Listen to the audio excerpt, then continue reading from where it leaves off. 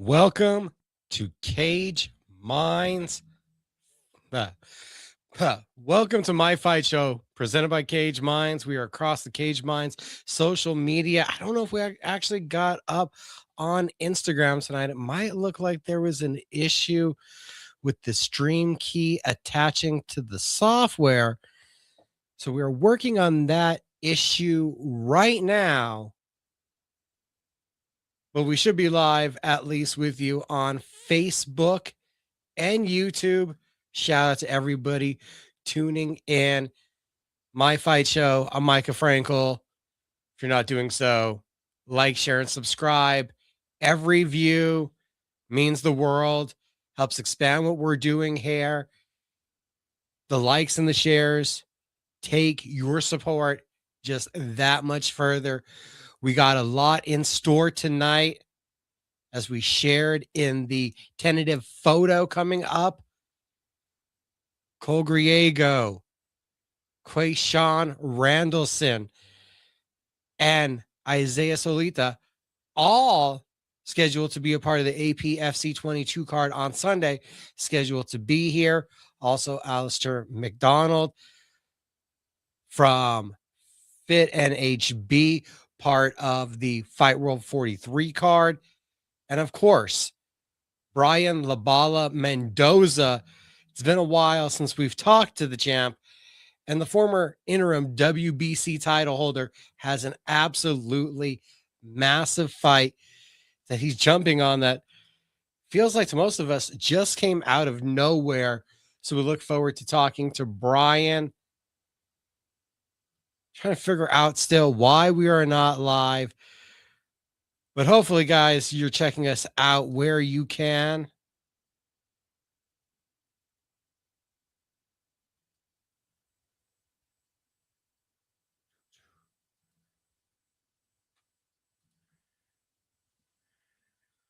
All right, sorry about that. Yep, did not connect tonight. We are not live on Instagram.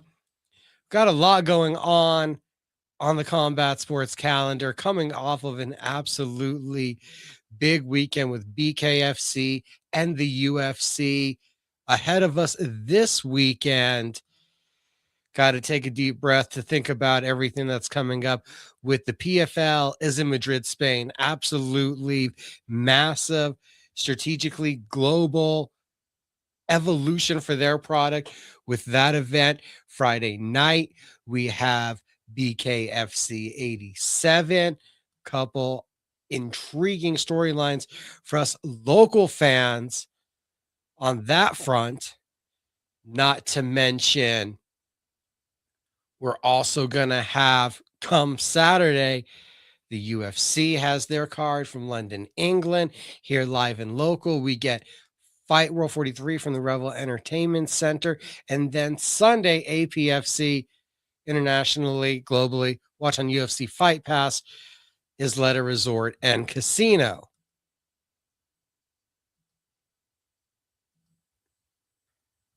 So look forward to an absolutely stellar week of action in the combat sports world. So much going on.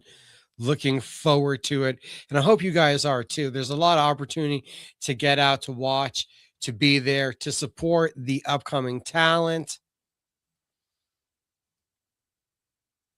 Shout out to Barber Gabe, APFC 22. We'll also see him on the amateur portion of the card. Barber Gabe, visit him at Barber Gabe's Fade. It's 100 Coors Boulevard, Northwest. Walk-ins are welcome. Go to barbergabesfades.net to book online. Much easier to book your appointment. Walk in there and they're just ready for you. Busy shop, easier to book ahead. You also on the website while you're booking. Beard is in place. It's looking nice. And that's thanks to the Barbers R Us Beard Balm. Cherry flavor in stock right now. Made by the hands of Barber Gabe. Just like all the great goods you find over at Zia Prince. Putting together a lot of the shirts and shorts for the local amateur competitors, professional competitors, trying to be a mogul in many different areas is Barber Gabe. The videos that you see of the Cage Minds Fight Hour on the YouTube, those we credit to Robbie Ray Media. Incredible photos from the Empire Promotions event. And shout out to a friend of the show, Angel Gallegos, big championship victory, capturing an Empire Promotions title. We also got a shout out to Jason Sanchez. Big victory, a stellar knockout from Jason in El Paso, Kings Promotions, back-to-back win for Jason Sanchez as he literally scratches and claws towards notoriety one more time. El Arcancito, the Julian Gonzalez victory. Now Yuri Castillo knockout. That is 2 in a row. Sanchez at 18 victories, 6 losses. That's a big victory, getting back on track. Feel good for Jason, teaming back up with Steve Garcia. And for a while, Jason had taken his training and put it under his own control. That led to some improvements. And now you saw with finding a different coach and letting go of that reins has done for him. So congratulations to Jason. Very successful. From the local front to the national front, it kind of ties in to also talk about everything going on in the world of BKFC, the world of bare knuckle. We say the world of bare knuckle. Next week, we'll be talking about a BKB preview. We do have a ton, though, to talk about from BKFC, a ton ahead of our guest tonight. There's a plan to clear up the title scene and the title pictures in BKFC. Lightweight, or you've had titles from the world title to the European title to the UK title, and David Feldman has vowed to clean up the title picture. But it's going to get a little more confusing before it gets cleared up. Like this weekend, there was a BKFC UK heavyweight title fight. It makes sense now in these belts that were given out around the world that were your minor titles. If you're thinking about a boxing system, those were always in the thought process of leading towards crowning a undeniable, undisputed world champion. For one reason or another, it hasn't played out in that manner. And now BKFC has vowed to, they are going to clean up the picture. But it gets a little more confusing before it gets cleared up with a title fight this past weekend. And it took one good shot, as it tends to do in BKFC, as Mick Terrell shuts down the vision of Jay McFarland. The 17-fight vet then reveals later in social media footage of video shot in his car that in the last couple of years, he's had 9 different eye surgeries on his left eye and then, or on his right eye. And then when he got hit with the jab from his left eye, his partial vision went out and the vision that he had in the left eye went out. You could see when Terrell landed the jab to the orbital, it wasn't just a that hurt me. Didn't look like it really hurt McFarland. There was a panic and a fear in the way he was saying, I can't see. That's literally, it sounds like the lights went out, everything went dark. He could not see. Terror, horror, one of your biggest fears, the vision being compromised and being taken away from you. And you get this weird anticlimactic fashion finish. Mick Terrell, though, one more time, BKFC did what they could to find a legitimate boxer, a real heavyweight who had had success in combat sports, and Terrell is able to take care of him in one punch. Terrell, who was unsuccessful against Big Ben Rothwell, has made his plea for a heavyweight title fight against Andrei Arlovsky. It would make a lot of sense in the thought process that, well, you just crowned this guy the UK heavyweight champion. You want to clear out the picture and make everything a lot clearer of who's the champion and what belts mean what. And just having one belt makes a lot more sense. You have Andre Arlovsky, Leonardo Perdomo, Big Ben Rothwell, Mick Terrell, Parker Porter, Josh Watson currently occupying the top 5 with the champion Andre Arlovsky at top of that. There's a lot of speculation that Josh Watson online, this is being speculated, that he could be heading towards fighting in Russia. And if he's not going to be fighting for BKFC or in America anymore, makes it very likely then that he'll be out of that title picture. And it's a good estimation then that Parker Porter coming up here at Mohegan Sun would still need another fight to get there. Leonardo Perdomo fights this weekend against Rashad Coulter. Absolutely massive favorite heading into the fight. And we wonder when the building process for a Perdomo 10-0. This weekend, he gets a victory 11-0 in the sport. He's becoming one of the more experienced guys in BKFC, considering Mick Terrell 10-2 after this weekend's damage. Terrell, thought of as a legendary name of this game.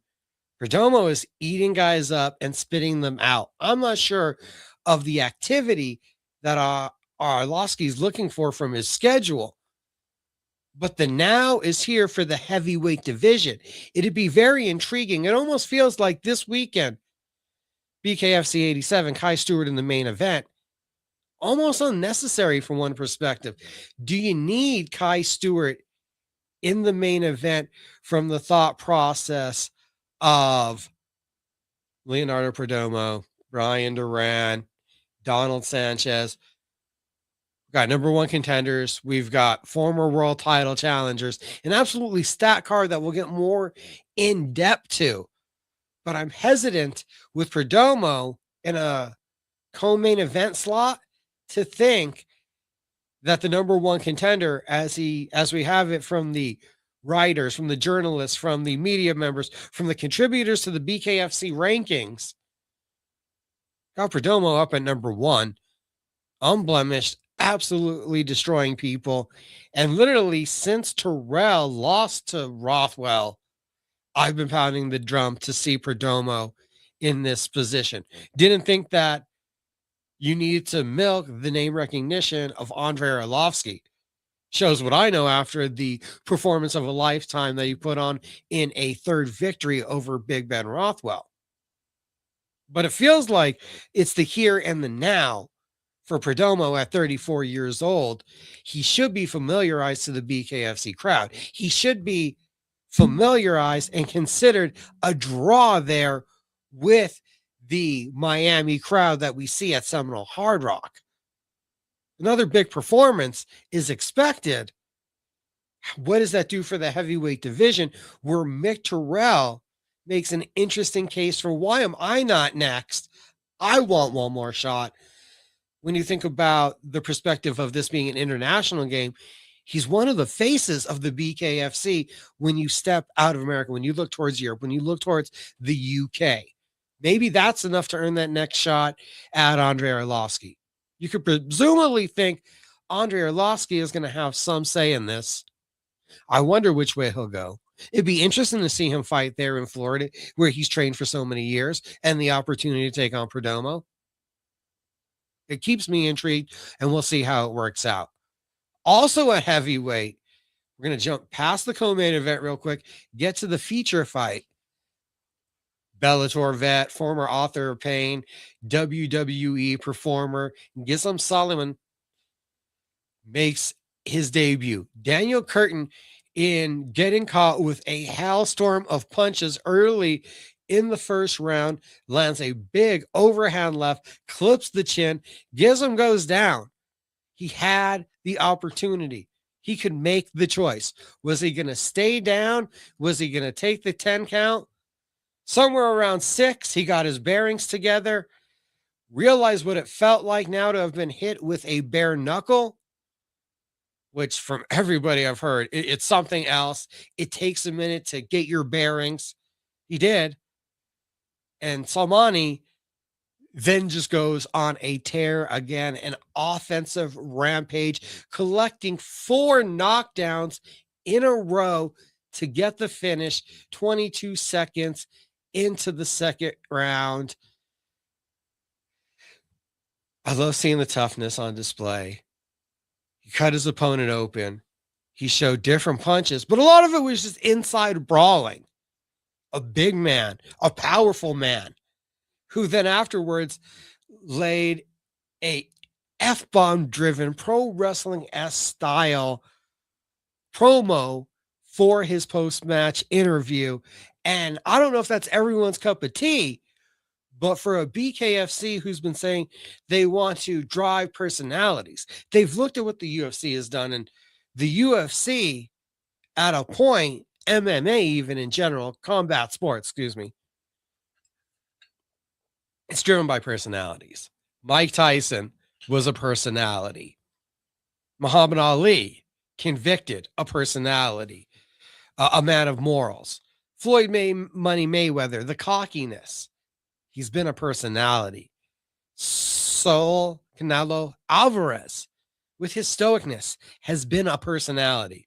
The UFC, from Khabib Nurmagomedov to Conor McGregor, Nate Diaz, Ronda Rousey, John Jones. Think back to a Rampage Jackson, Wanderlei Silva, a Chuck Liddell, a Tito Ortiz.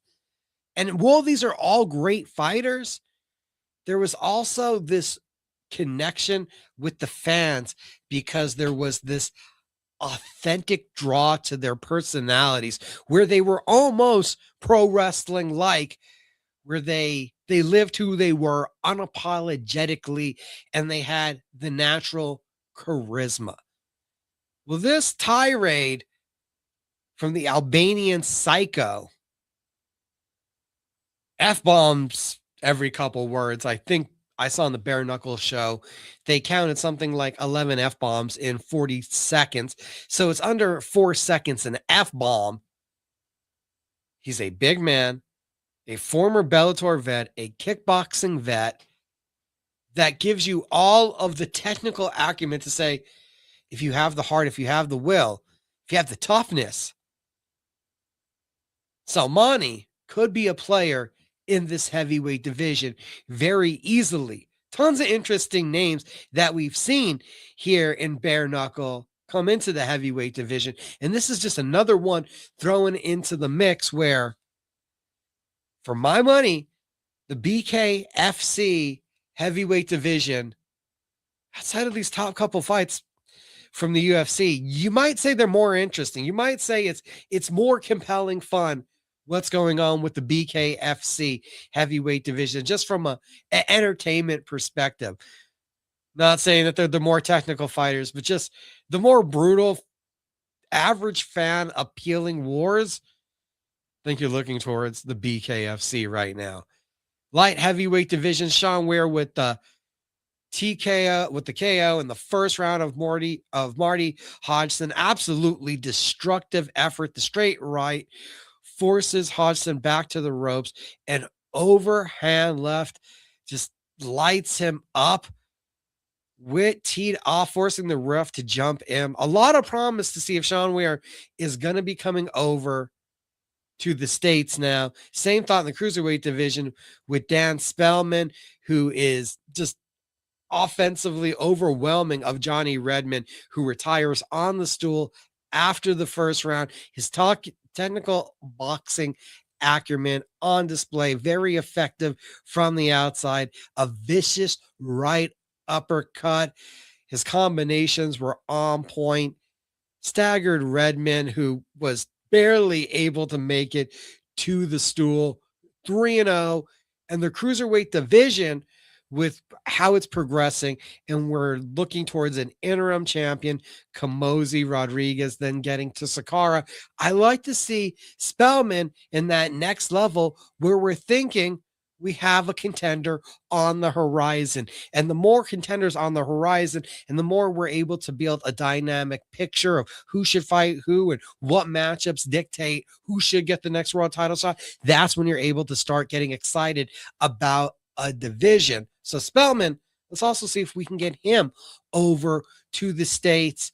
Also highly impressed with Lewis Keane. He was a prospect that we highlighted last week. He picks up a unanimous decision win. The left hook knockdown in the fourth secured the victory. Didn't get the finish that he was looking for, but you saw a lot of clean boxing, a lot of defensive awareness, a lot to still be excited about. A rough week, but a optimally successful one for James Lilly. He thought he was going to fight Gary Fox. He thought he was going to be in a battle for a BKFC UK featherweight title. Fox unable to fight. And Lilly jumps up 2 weight classes, going after Yannick Van Dinther. A first round knockout in just an absolute slugfest. The left cross right to the mouth does the job in 38 seconds. Continue to talk about BKFC. They also let us know about their schedule. Maki Pitolo versus Doug Coltrane is going to be the main event of BKFC Fight Night Honolulu, April 11th. Khalil Kanoa versus Joseph Creer on the card. Toby Mish versus felony crazy horse Charles Bennett also been announced for the card. A week later, BKFC for the first time, an event from Australia. That's April 18th. Jose Hepe versus Krzysztof Wisniewski. A rematch from October in Italy, where Wisniewski won by third round TKO, will be the main event. And an interim welterweight champion will be crowned at BKFC 90, May 30th, Birmingham, England. BKB news, Pick Jardine signs with BKB, was 2-0 with BKFC.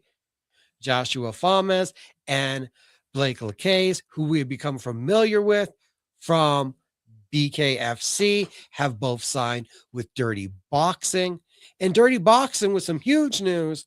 Melky Kawa revealed earlier this week that they appear to be in negotiations to have an event in the DC area the same weekend as the UFC White House card. John Jones might still find his way to be closer to the White House than you would expect after Dana White not giving him a fight on that UFC Freedom 250 card.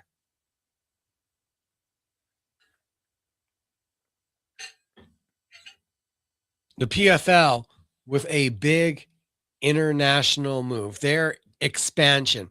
The PFL has been up and down. Infrastructure has changed, and now there has to be action. There has to be a get going. Time is ticking. I mean, we're in March. This is the last year of the ESPN contract for the PFL. Where are they going? What are they doing? And what is the lifeblood of second to possibly third biggest? Yeah. Earlier today, Nate Diaz, Mike Perry. Not sure how that affects BKFC. We'll probably get back to that one. But that fight's announced. And every time I look at the MVP promotions card, I can't help but tell myself, as soon as this card happens, MVP is bigger than PFL. MVP, Ronda Rousey, Gina Carano, Francis Ngannou, Nate Diaz, Mike Perry. These are some pretty solid names from the world of combat sports. From that perspective, it's hard to not suggest that they would be the number 2 promotion in the world right after this. And they add a third fight It makes a lot of attention, a lot of headlines. It grabs the eyeballs. PFL possibly going in another direction. And maybe we shouldn't focus so much on what I said. Are they the second biggest, third biggest promotion that we focus on here in America? Because ideally, what they really appear to be doing is trying to become the biggest European promotion. That's still with the UFC being in London, the UFC having a lot of ties to France. And we know that the UFC is rumored in June will be back to Azerbaijan. The UFC keeps having to have this, it keeps attempting to expand their international growth. And coincidentally enough, that is the place where the PFL is having their most success. With Ilia Topuria, featherweight champion, lightweight champion, prohibitive face of the UFC, top pound for pound fighter, all of those name placards that we can give him, all those accolades, it seemed like a foregone conclusion that the UFC would want to get to Spain. Now, I've heard rumors that the old ESPN deal and when they wanted to go live and what time zone kind of prohibited the event from happening. But now we see PFL also on ESPN beating the UFC to do an event in Madrid. Nowhere can we say it's really going to be on that same level of spectacle. That would it be bringing back Ilia Topuria, Castello, Van Steens, 17-3 in a rematch, 6 years in the making with Fabian Edwards. It's a pretty solid offering. 2 striker first, 2 fun fighters, 2 guys that are there to entertain the fans first, both with a flair for the dramatic. If you'll recall, Van Steens capturing this title with a 5th round rear naked choke of Johnny Eblen. Eblen, credit Van Steens, Eblen was expected to roll through the matchup. It was expected that could Johnny Eblen be the next guy jumping ship, heading over to the UFC? The 3rd finish in a row, a Von Flue choke, a head kick, and now a 5th round rear naked choke. Costello Van Steens finds himself in a position where he was a absolutely massive plus 420 underdog and pulled out the victory. Well, it wasn't like he stuffed every takedown. He made Van Steens work. Van Steens made Eblen work, tired out his opponent, and was able to take advantage of a finishing opportunity. He saw it. He went for it. He reaped the benefits. And now this weekend, it's a rematch. 6 years in the making. Fabian Edwards lost a split decision to Van Steens 2020. Back in September 2020, it was a Bellator Euro event. Since then, there's 7 wins. There's a couple losses and lessons learned. And right now, more importantly, there are 3 straight wins. And there is the season 10 world title tournament victory with the head kick over Dalton Rosta. We've seen a flying knee. We've seen the head kick.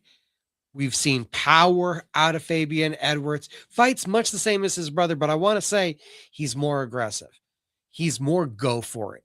He will look to create the opportunities a little bit more and is a little more willing to go into the fire than what we've seen out of Leon, who plays it quite safe. And I love that about him. I think that from 2 guys that are primarily strikers, maybe the grappling that Van Steens has in his back pocket, because it is there, becomes the differentiating factor. Maybe that's what edges him out. But for my money, I think this one plays out on the feet, and this is going to be a very fan-friendly fight.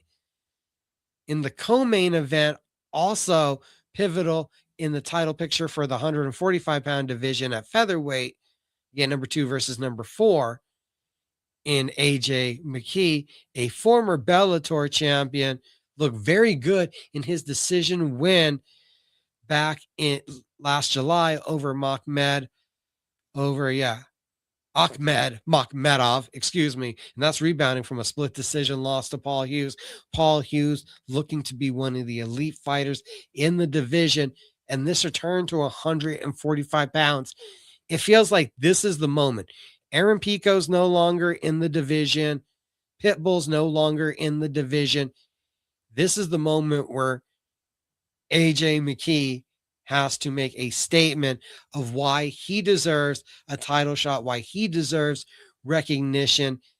On the other side, Adam Borish coming off a majority decision win over former title challenger in Bellator, Jeremy Kennedy. High quality win, rebounding from the knockout to Jesus Pinedo. Pinedo just getting dominated in his last outing by Salamat Ismailev. And I think if you're McKee, you probably want to try to get to the title before you're having to fight Ismailev, if that is at all possible. This one, big implications in the title picture at 145 pounds for the PFL. If you got the day off Friday, ESPN app from Madrid, Spain, for the first time, you get the PFL. And for those familiar with BKFC, Franco Tenaglia jumped ship. We expected for him to be taking on Austin Trout after getting by the skin of his teeth in the split decision past Ben Bonner back at BKFC 83. He was supposed to take that next step in the lightweight title tournament and take on Austin Trout. Other plans, other things come up. This massive opportunity in Spain. He was a part of a lightweight 155-pound tournament. Interestingly enough, Tenaglia going to be taking on Yasin Najev at 170 pounds. Yashin is nicknamed the Scientist.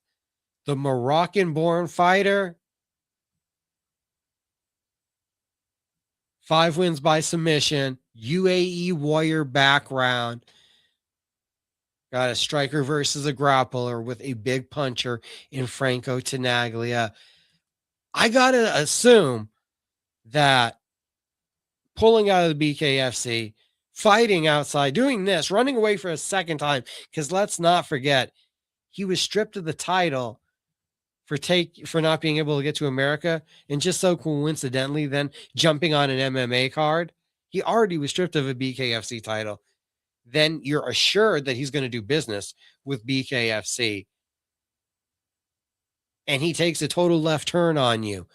Safe to say, I don't think we'll see Franco Tenaglia and BKFC again. So this opportunity with PFL, I can't say it's all the chips are in the table, but this is quite a lot of chips shoved right in the middle of that table.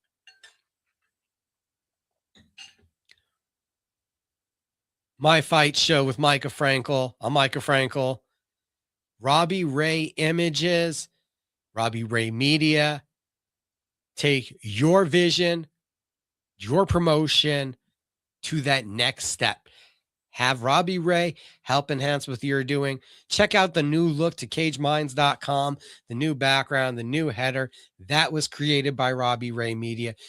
Images are up on his Facebook page of Empire Promotion, Reign of Champions last weekend. Absolutely beautiful, stunning, crystal clear imagery. That's what he could do for you. We're hoping to get commercials here soon on My Fight Show. Your business, we could put it probably right here because I've been talking for 35 minutes straight. We could advertise right now. Hopefully, we're going to have a video here soon for Barber Gabe's Fades. You visit them at 100 Coors Boulevard Northwest, Suite 107. It's barbergabesfades.net to book online. You won't have to sit there. You won't have to wait. They are prompt, on time, ready to have you looking as good as you could. Because over the next 2 weekends, you need to get out. Saturday, we'll be expecting a large crowd, a sellout crowd once again at the Revel Entertainment Center. Fight World 43. Allister MacDonald going to be here later tonight to talk about his amateur journey and upcoming fight. That is on Saturday. Sunday, we'll see you guys. Isleta Resort and Casino, APFC 22. Yes, 777s will be hosting the weigh-ins on Saturday. Sunday, a stat card you can watch on UFC Fight Pass around the world, wherever you are, wherever you're watching this, wherever you're hearing this right now. Fight Pass is the place to get for that card. And locally, you want to get on over to Barber Gabe's Fades so that you can look your best for both events. Get on out there, be dressed to the nines, style and profile for the local crowd. And you know you want to pick up some beard balm while you're there just to hold it all in place and take that grooming to the next level. Hopefully in a couple minutes here, we're going to have a guest. We were scheduled at 6:30 to be joined by Quay Randelson, Quay, as he's belovedly known by the fight team. He did tell me that he was at work, so he might be running a little bit late. Keep you guys on up to date. We expected to just get a quick word from him. So there is a possibility Quay shows up. Maybe we get Isaiah Solaita before. He said he might be teaching a class right now. Things are going wild when you are live. Definitely here later tonight, we got Cole Griego. Definitely here later tonight, we have Brian Mendoza. 7 o'clock for Cole Griego, 7:30 for Brian Mendoza. And I believe right before we get out of here is when Allister is going to get to us when he gets out of practice. Absolutely massive week of action. Next weekend, next Saturday, the 28th, you've got Nowhere to Run, Overtime Bar and Grill. Got on out there. There's a chance this might be the last time we see the amateurs out there. You've heard the conversation with Nick Gonzalez. Not looking great. Possibly heading towards the pro promotion due to the constraints that the Athletic Commission has been putting on the event. But one more time for the amateurs next weekend, next Saturday night. You also have Duke City Championship Wrestling. Get it, got it, bueno. HoldMyTicket.com for the tickets. El Rey Theater, huge night of pro wrestling. Join us for the kickboxing at Overtime Bar and Grill, and tickets are available at the door for that event. I think we'll be right back in a minute.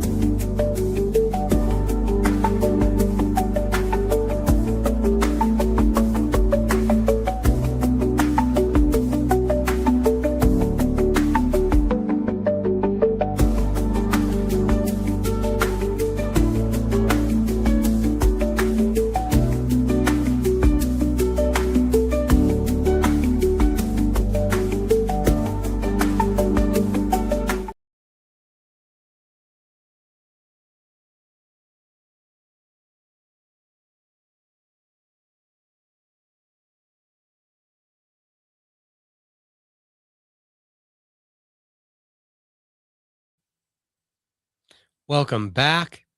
My fight show, Mika Frankl, Tuesday night hangout. Love a good fight chat. Quay Randelson apparently stuck at work. Isaiah Solaita. Our communication has not connected as I hoped to get that young man on the show this evening, but we will continue. Hopefully, Isaiah pops in here soon. We do have Griego scheduled for the top of the hour. Brian Mendoza for 7:30. Normally our main event spot, but with practice, Allister MacDonald needed to come on a little bit later. Look forward to talking to him.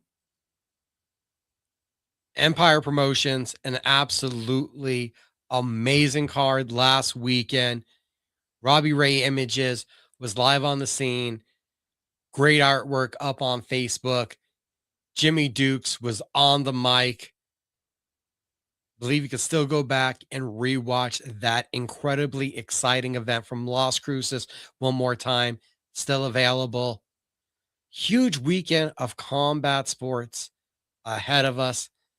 Last weekend, absolutely freaking nuts. UFC delivers. BKFC delivers. I already talked about it earlier. The heavyweight division delivering for me from BKFC. Interesting the scope and the space that the most recent announcement from Most Valuable Promotions with their first foray into MMA, adding the original BMF title fighter, Nate Diaz. We'll remember Nate Diaz squaring off with Jorge Masvidal. We remember Nate Diaz bleeding, throwing up a middle finger. We'll remember Nate Diaz, Conor McGregor, an iconic name like Nate Diaz, an all action, all entertainment fighter. Savvy to add him to a card in California. We know how notable and recognizable he is.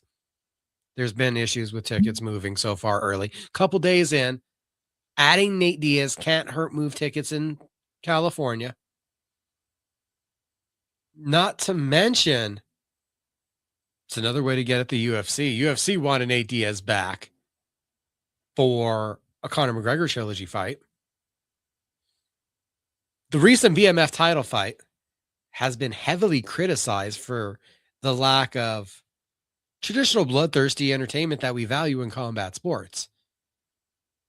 Nate Diaz, Mike Perry, like Ngannou, Felipe Lins, like Ronda Rousey, Gina Carano, has been booked for 5 5-minute rounds. Are all 3 MVP MMA title fights? Are all 3 just championship round fights because they're championship caliber fighters? Both are intriguing. It'll be very interesting to see how it works out, what plays out. To me, if you're doing the 5 5-minute rounds, it suggests there's titles on the line.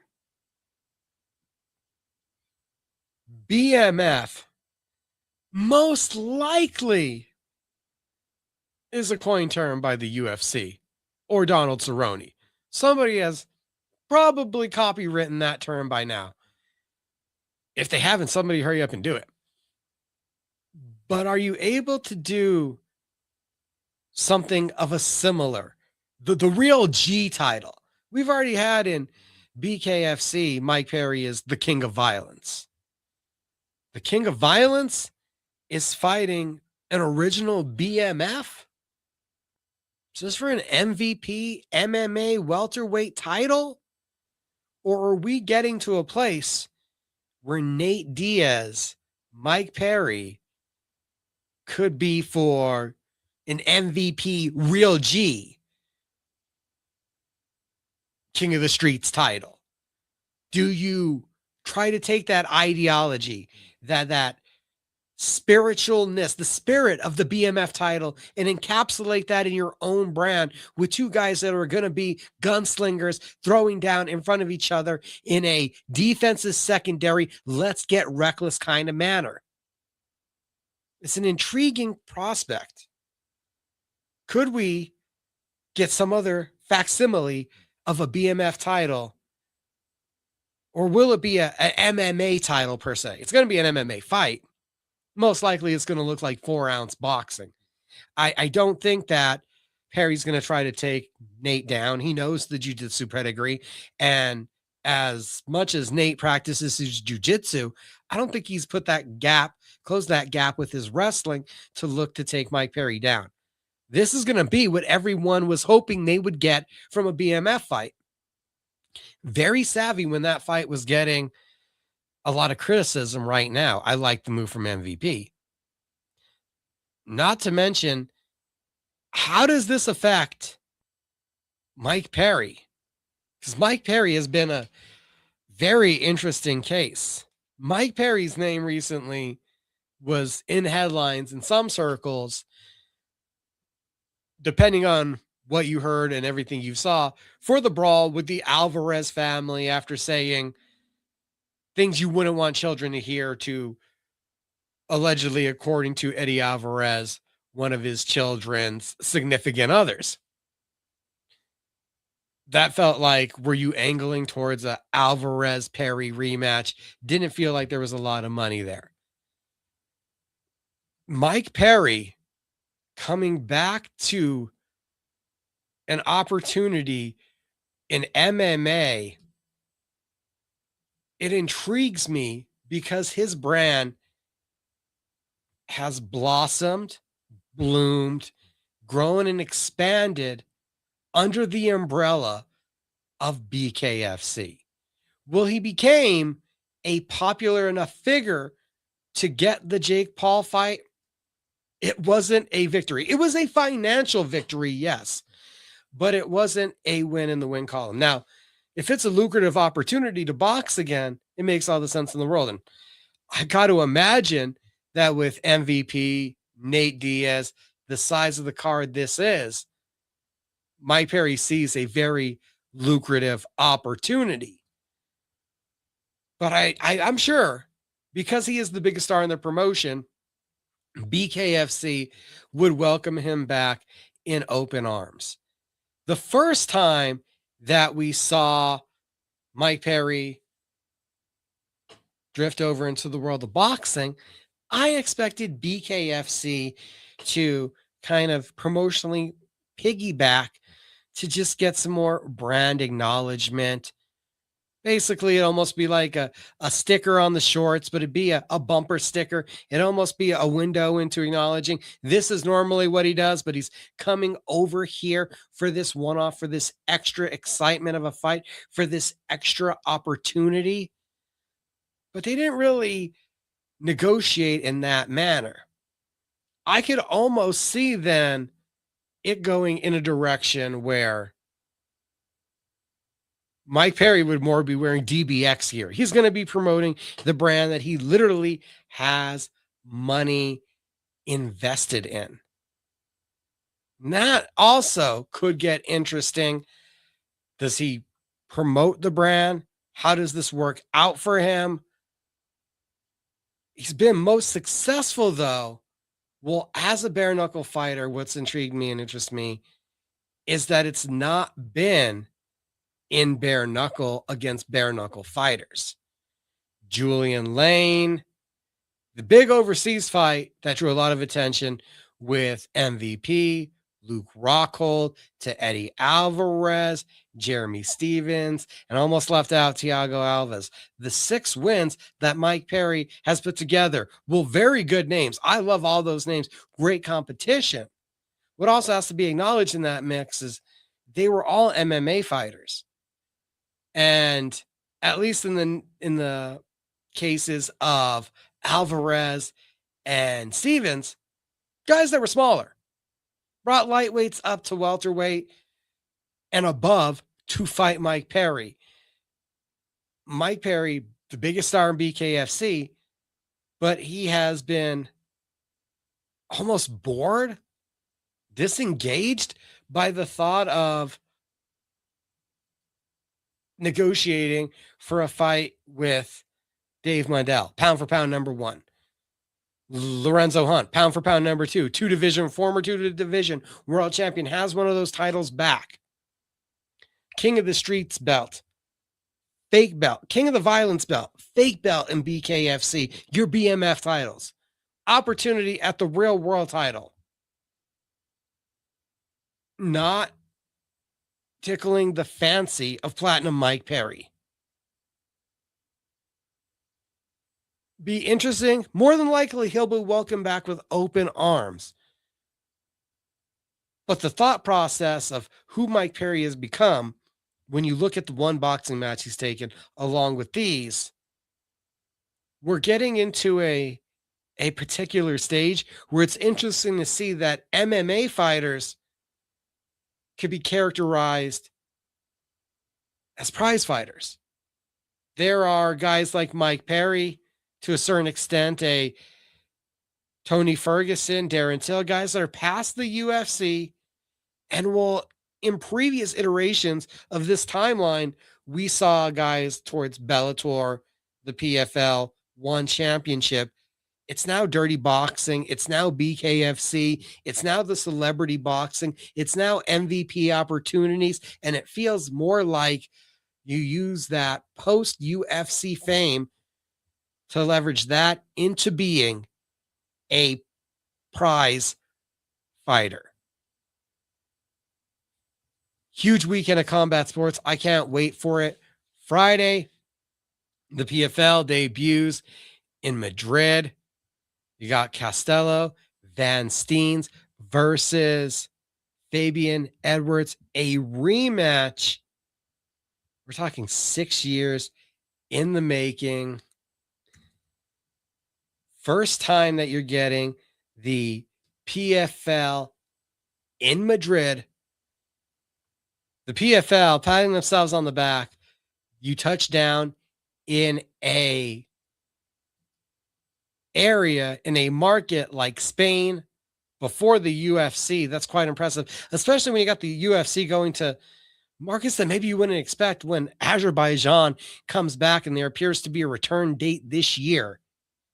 Kudos to the PFL. Can you make good? How big will the crowd be? The undercard absolutely loaded with local talent. I'm seeing from Bet Online, the champion Van Steens minus 125. Edwards coming in at a minus 105. AJ McKee minus 360. Adam Borish plus 285. A minus 510 for Franco Tenaglia. Linton Vassell, who remains on the card, getting last-minute opponent Brazilian Jose Augusto. Augusto only a plus 100 underdog, even on the short notice. A huge weekend for the Van Steens as Gino Van Steens, a small plus 155 underdog against Mark Ewan, minus 185. It's a huge weekend for Spanish MMA, getting this PFL platform, getting to be on ESPN to truly see how much depth there is to a region where the Taporia brothers come out of. Intriguing weekend when you get down to it.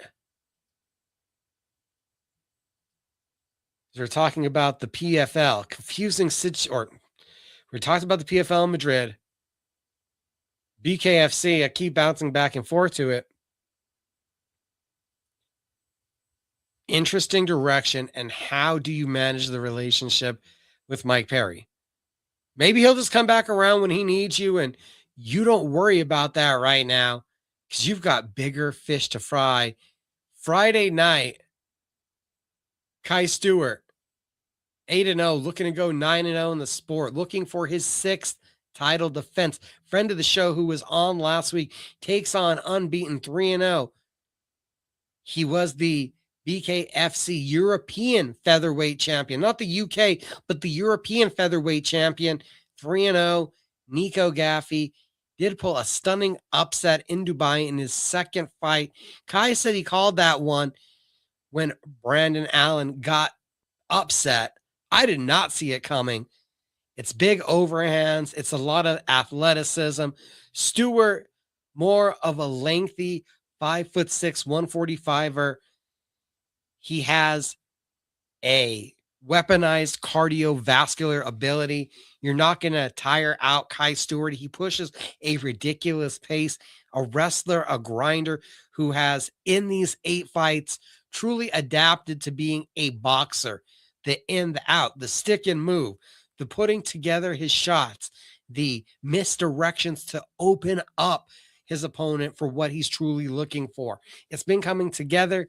Gaffey is a big, powerful, hulking foe.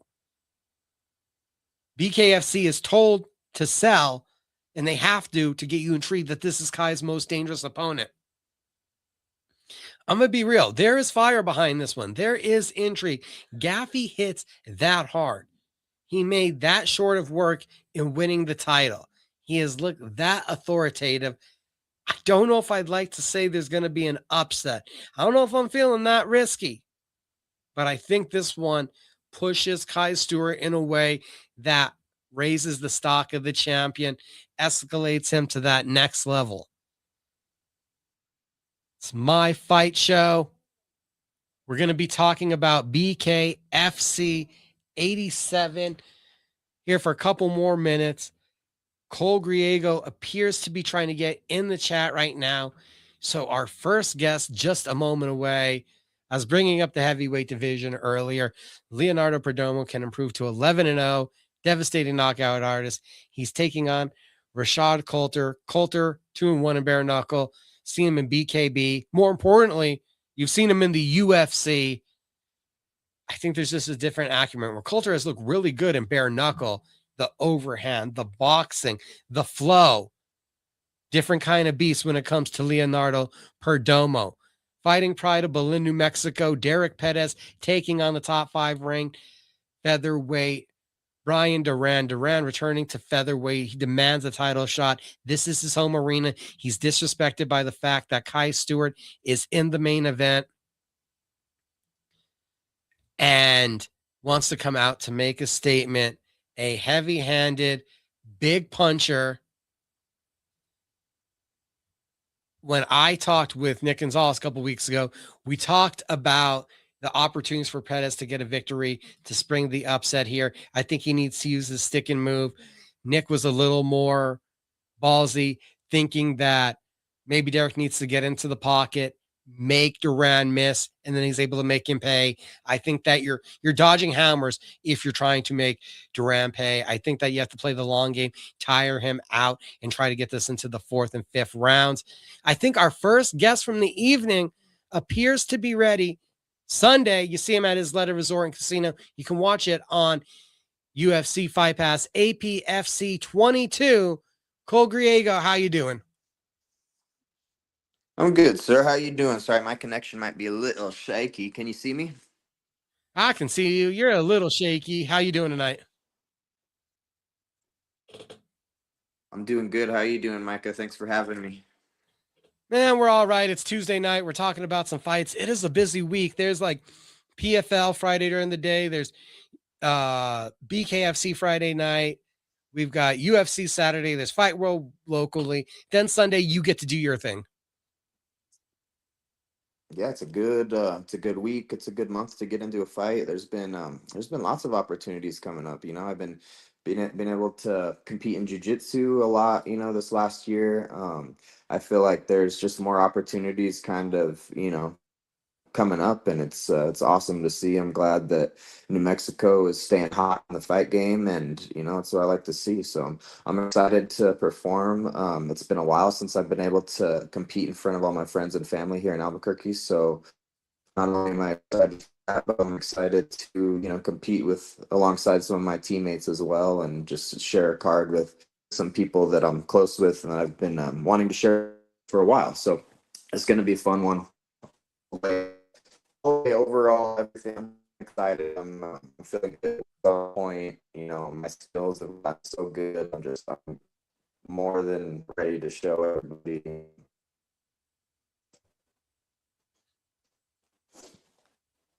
Was that an armbar at the grappling at Cartel Clash? Yeah, so it was a fall, and I had the armbar fully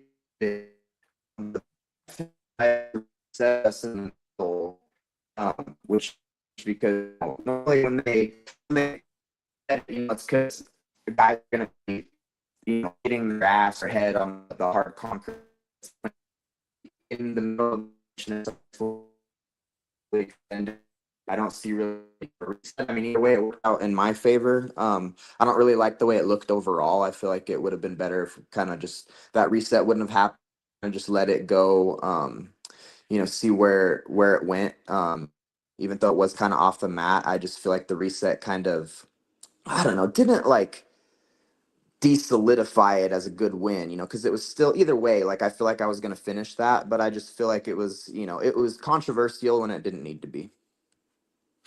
Controversy. It's something that unfortunately it kind of it follows you. There's always got to be like an extra story, unfortunately, with the Cole Griego fight. Like last time we see you, I think it's BYB, and you jump in at the last moment, and hey, it's your debut in bare knuckle, and they literally gave you the #1 contender. I know, it's crazy too. I mean, before that, I mean, granted, when we were, getting ready for that fight, we knew it was going to be a tough fight, but we were ready to, I was ready to put my skills to the test, especially kind of in a new sport. It was cool. I feel like, you know, being with different management now, I've kind of, I've worked with a few different people. I've been guided in a better direction as of lately. I feel like in the beginning of my pro career, there was a few people that kind of just wanted me to sign on that dotted line, and they weren't really caring about the matchups that I was getting, where I was fighting. It was just about getting me to sign that dotted line, and I feel like that wasn't the best for me in the beginning of my career. I took a lot of fights, or took a lot of tough fights when I was when I probably shouldn't have. There was times where I was dealing with injuries. There's times where I was dealing with a lot of things, and never fought anybody record ever. So it's just, yeah, I mean, not that that's something to brag about or anything. I'm proud that I've tested myself and I've tested my skills, because I know there's a lot of guys that make it all the way to the UFC. They've only fought guys that have negative records. I mean, Habib included. If you look at his first however many opponents, they fed him some tomato cans. So I feel like, I've tested, but it's just like, years. I've been eating a brown belt and black belt. The last 2 years, I haven't lost a single match, by submission against good guys. So yeah, I'm just excited to get out there and show all my improvements. Being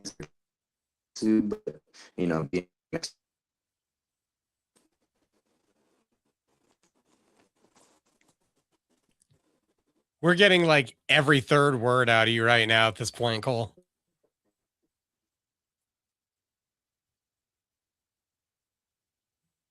Did he freeze?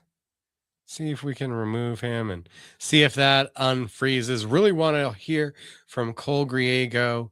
Like I said, so much going on with his career. One fight in 2025, didn't fight in 2024. Made his pro debut in 2021.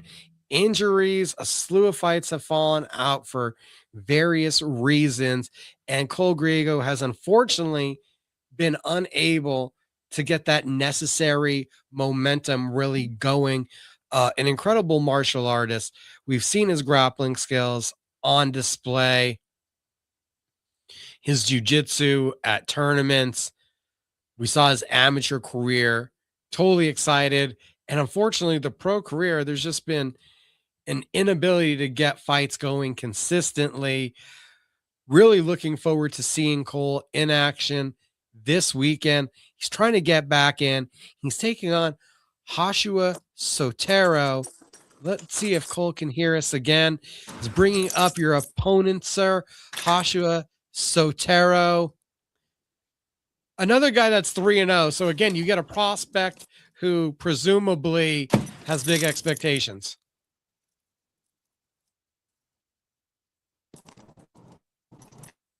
I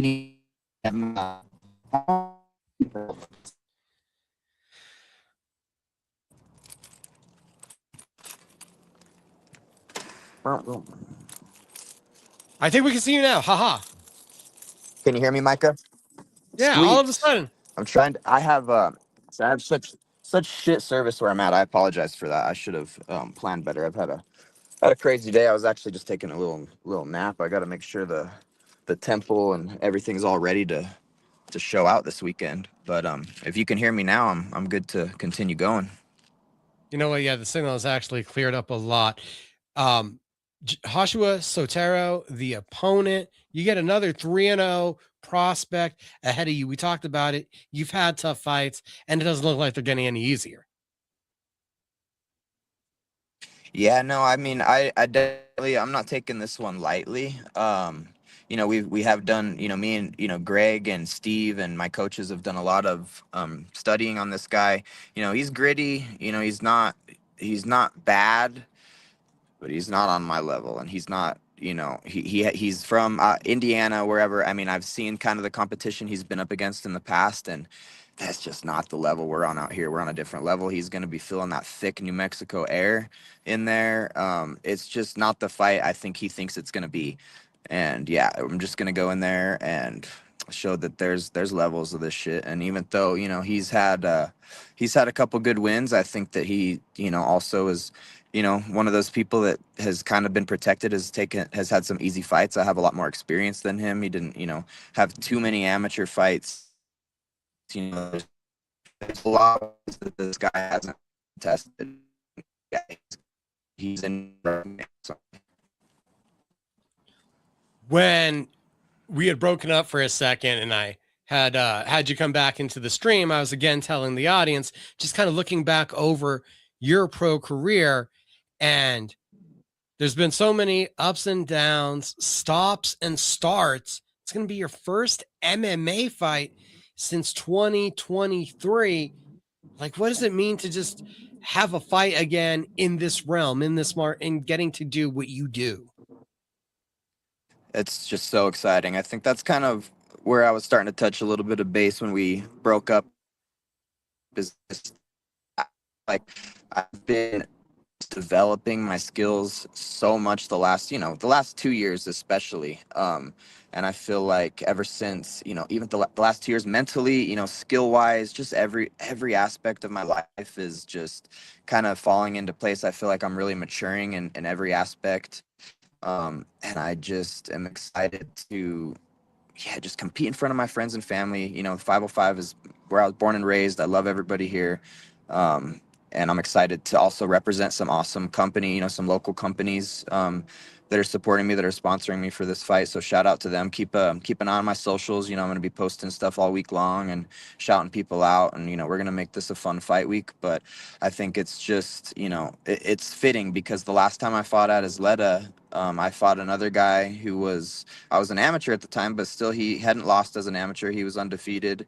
And we got the first round finish. So I'm seeing, I see something similar to happening where we just get in there. There's one guy in there, which is going to be me, who's just on a completely different level. And it's going to show start to finish, whether the fight's a 1-round fight or a 3-round fight. It's going to be total domination on my end. And I'm just excited to, because, the bare knuckle, I honed in my boxing skills a lot for that fight. I feel like I was able to kind of just focus on that discipline for a little bit. And then right after that, I kind of got straight into competing into jiu-jitsu and doing really well at brown and black belt. So, I think that it's a new era for me. And this is just like the start of a new wave. And this is just going to be yeah, the start of my hot streak, the start of me getting my MMA career back on track, and yeah, just showing people that I belong, and just showing people, I want the respect that I deserve. I know how good I am. I know I know what I bring to the table. I'm entertaining. I have a good personality. Everything. Like I know what I deserve. I deserve to be in there. I deserve to be, the spotlight on me, and I'm gonna show everybody. I'm gonna show out. I'm gonna show. It's gonna be the new wave. The last several fights haven't played out in the manner that you've wanted to. Taking away from all those experiences, what makes Sunday now different? What have you learned that you feel from these past, obstacles has made you a better fighter? What's the difference now in you? I think there's just been, there's every fighter has things going on behind the scenes. I think in the beginning of my pro career, even before my bare knuckle fight, there's been a lot going on behind the scenes. I feel like not only is kind of, cleared up. I feel like my life is just outside of fighting. Like I just feel like I have, because there was a time in my life, especially my pro career, where I was just like fighting was everything for me. Like I didn't really have anything else to look forward to. Like, I mean, I have other hobbies and stuff, but I was kind of putting all my marbles in that, in that one basket. So I feel like it almost added this unnecessary pressure to myself that I didn't need. And it just, on top of that, and I just feel like my confidence, maybe wasn't where it needed to be. My confidence kind of dropped after, taking, one loss. And then even, there's losses that I've had where I feel like I want decisions. It's just, going into guys, I'm not, I'm used to going into guys, enemy and going into enemy territory to meet these guys, and just the result not always, going my way, even though it's not always fair. So I think that, even though it's been kind of a bumpy road, um I just think that these experiences have really shaped me and have toughened me up, and have just, not only is, my confidence, like I said, just as a person, and my skills, just overall my confidence is where it needs to be right now, but also I just feel like I have amazing people in my life. Like there's not, I don't have like that. I'm not putting all my marbles in the MMA basket, even though of course, like I fucking hate losing, so much. I hate losing more than I like winning. I've heard people say that before, and I totally agree with that. Like there's nothing worse than losing. It sucks, especially when you're better than the person you're up against, or when you can. It just sucks when you don't perform the way you can. So I'm excited to, kind of just restart my story and show people, like I said, that, I deserve all the respect, and I'm going to show why, like I said, on Sunday. So it's kind of where I'm at now, Micah. It was probably a year ago, maybe more. I'm at the gym and you're talking about moving to California, moving to Arizona, and a couple months later I run into you and there's someone with you, and you kind of said she was the reason, and you're still here, and a lot of that relationship seems to have helped you turn a corner. Yeah, for sure. I definitely, I have an amazing woman in my life that, supports me, and, has made this camp a breeze for me. So I feel like, not only do I have that, but, I have an amazing family that also supports me and helps me. My dad, my mom, my sisters, we're really tight knit in my family. So I feel like, yeah, just everything's kind of falling into place. And even with the bare knuckle fight, I think, um, not only have I had some weird instances kind of happening outside of the cage, but before my bare knuckle fight, I feel like I had a bad weight cut. I kind of didn't. I've That's another thing that we've kind of had problems with in the past, is weight management. And I think in the past I've kind of just tried to cut too much weight, because I'm naturally, I had a late growth spurt when I was like 25, 26. I feel like, so I think this featherweight is perfect for me, because I walk around, around 160, 165. I don't like to cut a lot of weight. I feel like I perform better when I'm, not cutting a lot of weight. So I think we have that, under control. You know, we got the weight thing down. I got, everything, outside of fighting, in my life is, nothing's ever perfect, but, I just feel like things are going in the right direction for me in every aspect right now. So it's just exciting to watch everything unfold and just to, yeah, be where I'm at, have this opportunity. Shout out Steve Garcia for really sticking his neck out there for me and getting me this opportunity. You know, Steve's really taken me under his wing, and I appreciate that. You know, I've known Steve for long time now. You know, back since, you know, I've been training for a while now, Micah. You know, we used to train at Mean One MMA back in the day. So yeah, it's just amazing having, you know, like I said, I mentioned, you know, having my girlfriend, having my family, but also I have some amazing teammates, some amazing coaches. You know, me and Greg have gotten really, really close the last couple years. And this will be the first time having Greg Jackson in my corner, which is in itself a cheat code, I think.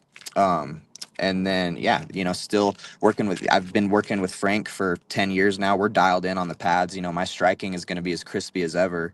So expect that. Expect, you know, my striking to look better than it ever has, but also my grappling just to be nasty because you know I've proven that it is. I'm confident in my abilities more than ever, and I think, like I said, everything now is kind of just lining up as it should, and I feel like this is just the start of, you know, a fresh chapter for me.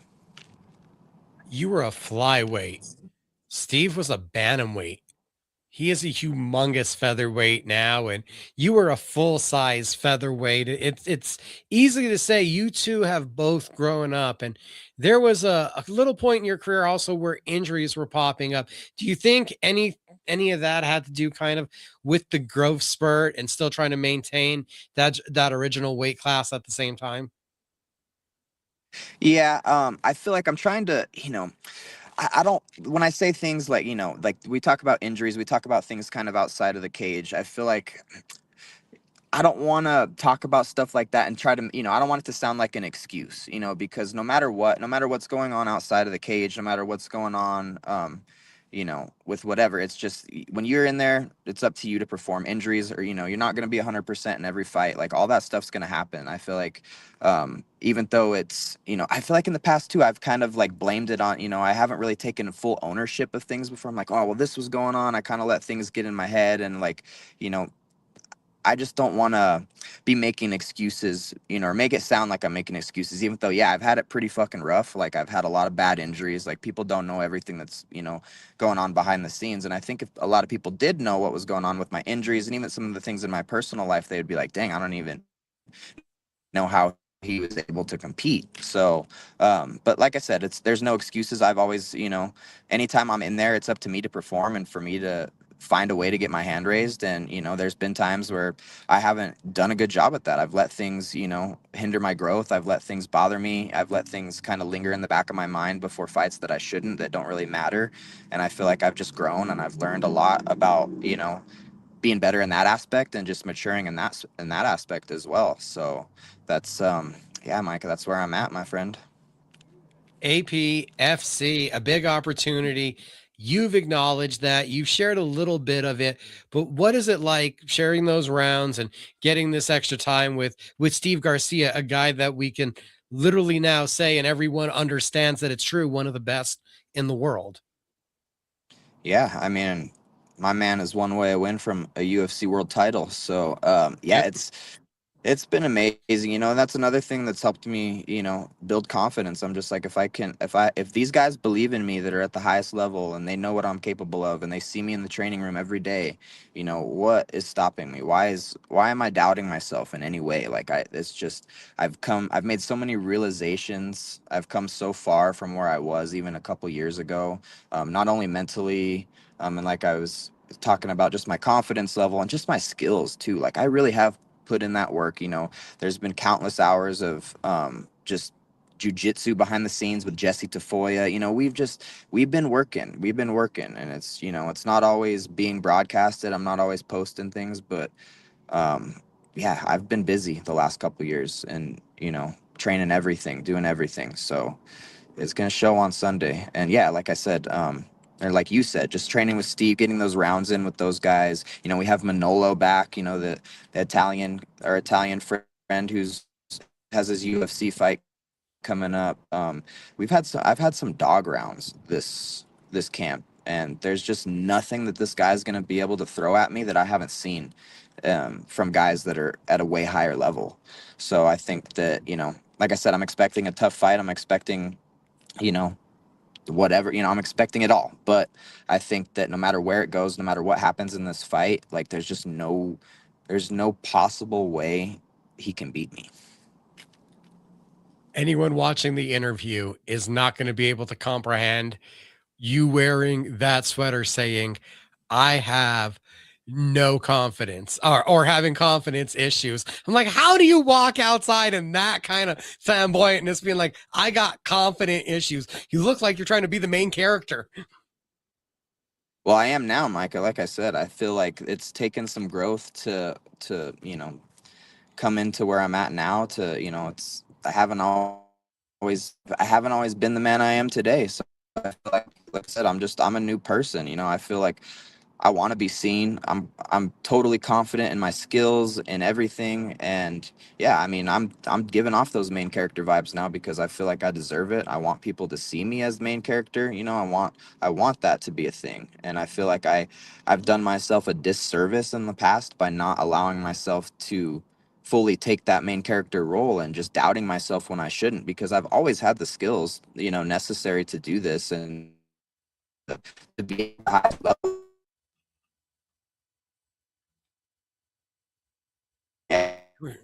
Has always, realized the kind of talent I have, and I've always been like, if you fight and you go in there and you do what you know you can do, and you fight how you spar and you fight how you train, there's no one that can beat you.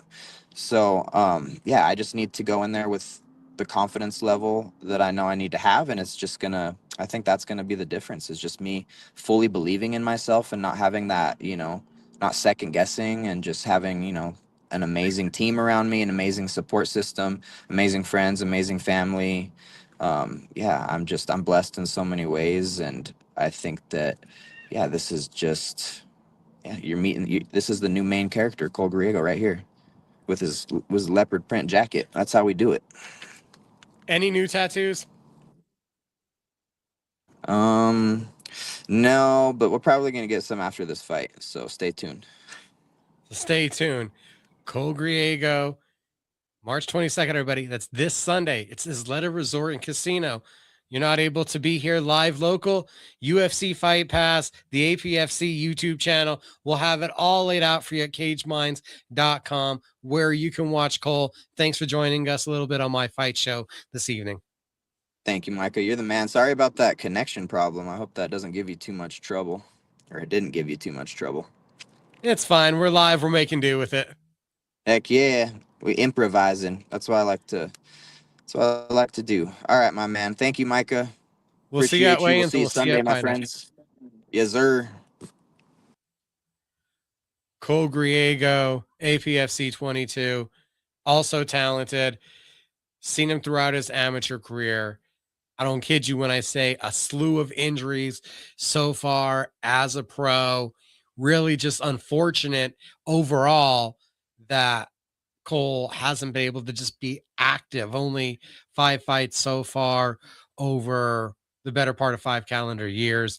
Look at some of the guys he's fought, and they have double to triple that many fights on their resume at this point. I think he just wants to be active, get out there, show his skills off. Hopefully, this is the start of being able to be consistent, get the fights, to be healthy. A featherweight Cole Griego.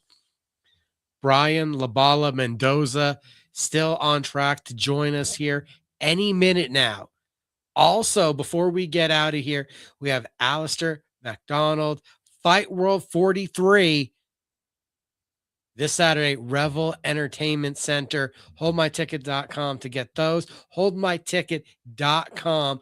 Forget it. Got it. Bueno. Duke City Championship Wrestling next Saturday night. El Rey Theater. Tonight, after this is done, guys, if you have Roku, check out NWA, our former Duke City Championship Wrestling Tag Team Champions, the Chili Tag Team Champions, the Pretty City Express, Devin Reno and Class, making their NWA debut. Also proud of those despicable human beings for all the hard work that they've put in. Two snobbish, irreputable characters. I'm sure they're going to do great here in the world of pro wrestling as they continue to grow. Friday night, we're talking about it. BKFC 87, moments away from being joined by Brian Bala Mendoza, Rosalinda Rodriguez, Shelby Cannon, in a women's strawweight bout, flying under the radar. But let's be real about this. Rodriguez, former boxing world champion, on that path, in my estimation, for a flyweight title shot. Looks like she's backpedaled that. She wants to go down to the 115. Shelby Cannon, 1-1. Very formidable challenger. Rosalinda Rodriguez versus Brenton Hart. That could get interesting. 4-0 doesn't make it happen. It's been a while since we've seen Brenton Hart busy in BKFC. So I really think an impressive enough performance from Rodriguez. I think this one could get in competition with Sarah Shell for who is going to get that next shot at Brenton Hart. Not seeing movement yet from BKFC. We had the doctor on here. She's been making waves on social media. I'm just wondering if Rodriguez becomes part of the conversation with the hesitation that BKFC has had to announce the Shell versus Hart fight, which to me probably should be higher in demand. But if it's not coming, you can understand maybe the former boxing world champion Rodriguez is able to upset the apple cart and jump in there. So it's pivotal for multiple divisions, this card, seriously, with Duran knocking on the door of Kai Stewart, Leonardo Perdomo demanding his heavyweight world title shot, Kai Stewart in the featherweight division, his reign gloriously continuing. We keep going down the card.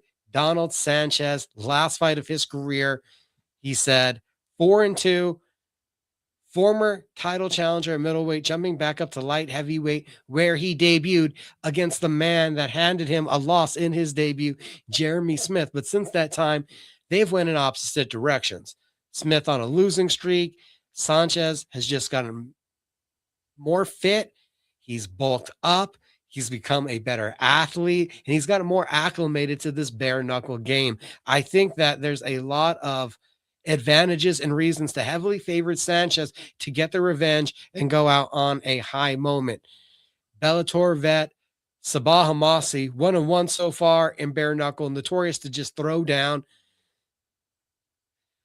Chris Garcia, who had been hovering around the rankings at 135, looks like he's making his 125 debut against Chauncey Wilson, had been hovering around the rankings for a long time. You also have AJ Rodriguez, Roberto Armas, who I've had the opportunity before talk to, and Juan Carlos Rivera, Mike Hansen, who also hover right around the rankings. So an awesome card Friday night. Couple local reasons to watch that one on the BKFC app, BKFC 87. For our main event guest tonight, we have to bring in the one and only former WBC interim champion, taking fights on short notice, joining us from Las Vegas, Nevada. We know him as La Bala. Brian Mendoza, how you doing, my friend? I'm doing good, man. How you doing? Doing all right. Doing a live show these days, so we have fun on Tuesday nights. Nice, man. No, that's awesome, man. Love to see it. So how are you? You're just out here like taking fights at the last minute, it seems like? Yeah, I mean, we got that call. I keep saying I've been calling it the never-ending training camp. So, because I've been like literally at it for the last 2 years, just trying to, improve my game, work on flaws, work on the things we needed to improve on in this time and just become a better fighter. But, just waiting on that call. I haven't been on the big stage, in that. It was literally March of like 2024. So we're right back here 2 years later. And, it was just a perfect stage to get back on. And for like a really good opportunity, the opponent, I know it's last minute, but we were like in talks, to fight later on in the year. So it's already someone I had like on my mind, someone I was looking at. And, the opportunity just popped up, co-main event, for for a strap. I think we're fighting for like the WBA gold, and yeah, man, just perfect timing, and we've been working, man. So I've been sparring with tons of people since before I knew that we were gonna get this call. So just staying ready, man, like always. Is there a difference between Brian Mendoza and normal camp ready and what you've called the never ending camp, where you've been like hungering for a fight? No, yeah, you're definitely gonna see, like a chip on my shoulder. I'm hungry, man. Like I said, it's been 2 years. I've been trying to line stuff up. Some fights have fallen through, some things have moved, and it's been pretty frustrating. But obviously, I would have liked to, get like a full, like, 6 to 8 weeks to really, just kind of lock in, on one game plan and stuff like that. But I've been getting great work. I've been sparring with, Olympians and, high level prospects and contenders out here. It's just how Vegas is. So like even for the last big card out here in Vegas when Mario Barrios fought Ryan Garcia, I was actually helping one of the homies get ready on the undercard. And he won his fight. He looked super sharp doing it. So we've literally been at it, and I'm not just like staying ready here in Vegas is kind of different because I'm literally working with high level fighters out here constantly, and I've been looking good against them, and just all the different like styles I've been seeing. So I'm ready for whatever this guy can bring to the table. In the nicest way that you were trying to skirt around is saying, you're like, if I don't show up like game ready to the gym, I might get whooped on that day with the level that I'm facing. Oh no, yeah, like the level, like you always have to stay on your toes. Like I've even told people like some of the kids out here can turn pro and do damage like in other states and because even out here like the kids will come and like put hands on some of these grown men. So yeah, the level out here is crazy just because you get so many different looks, so many like literally from all over the world. Like even for my birthday that passed, I was actually thinking about this because my birthday that passed in February, I was like, getting like, just happy birthdays from people like, Australia, or like all over Europe, Japan. It's just like Argentina, just these, like all over the world. And these are people I've like worked with. I've had work with people from like every corner of the world, and it just kind of made me grateful for the experience I've been able to get. Because it's not something you normally like, normally it's just, okay, it's another day in the gym, I'm working with someone, blah, blah. But when I kind of sat back to think about that, it's like, man, like the experience I'm getting out here is like insane. You've had this time waiting, trying to formulate a plan. And it feels like almost for Brian, the more you try to formulate a plan and make things happen, each one of these fights has just been like thrown at you at the last moment. That's been the biggest opportunity. It's just been the willingness to say yes that's kind of opened the doors after all. Right. Yeah, because a lot of these other guys, they're out there, they're ranked and everything, but they don't stay ready like that. They can't take these fights. And even the guys that aren't like quite up there, but they like, one good fight could maybe crack that top 10, top 5 for them, but they don't stay ready, so they can't take these opportunities. But I stay in pretty good shape, like I have my abs year round, I don't blow up like that. So it pays off, man. It's like, it's just all the little details and just, taking care of my body, as we go. Like I don't party like that, we're not doing anything crazy. So it helps, man. But yeah, like you said, I've literally built my career off this, the fight that one of my favorite fights of my career that put me on was against Jason Rosario. And that was literally like, I get the call like, hey, there's 9 days till this fight. Do you want to fight this former undisputed super welterweight champion? And I was like, yeah, like immediately, because I knew we were ready. And that was one of my performances to this day, my best performances. So it is what it is, man. Like, and I've made a career out of it. And I feel like this one is really going to pay off because I'm actually in better condition than I've been for some of my last fights where I even had like a full camp. So like things are just a lot better. We're just making a lot of different changes, going to clean up the style a lot more. So I feel like I'm excited to show a lot more refined version of me. Not saying it a bad way, but it seems like with this free time, and if Brian, he can become meticulous. It sounds like you've had a lot of time to just obsess over your own self. Oh yeah, 100%. And actually pretty much the same time from like the last 2 years, I made the switch, to a different trainer out here with Richard Barrientos, and he's had tons of experience working with other champions and stuff like that, and he's been really good with his amateur circuit. Like his kids, like his son just won national silver gloves, and so he's just real good at like the details. Like he doesn't forget the fundamentals because he still has the amateurs, and it's just really like upped my game a lot. I've been feeling a lot sharper. I have a jab now that it doesn't go away after 2 or 3 rounds. Like it's a consistent jab, so that's like one of the main things I can say to look out for, and that alone is a game changer. But just tightening things up. But yeah, we've been real meticulous, just doing drills and drills and drills, and just getting better at the sweet science. Not just getting stronger, not just getting like faster. Not working on those outside things. That comes with it, but just perfecting the actual boxing behind it. Okay, now you got me really intrigued when you say now the jab doesn't go away. So is that a mentality, a thought process, a muscle memory through sparring to being forced to be doing it in those later rounds? Like, what is the recipe then to keeping a weapon that's there in your arsenal early that you kind of just leave in the box later? Yeah. No, like you kind of like hit the nail on the head with muscle memory.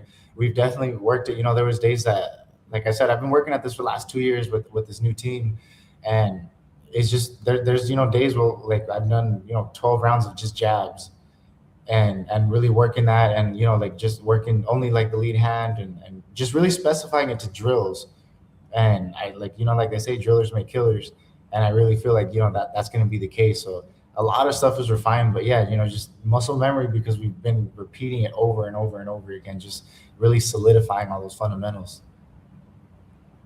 A tough fighter ahead of you. Of course, it's a Cuban fighter, Jonas Tellez, 11-1 record.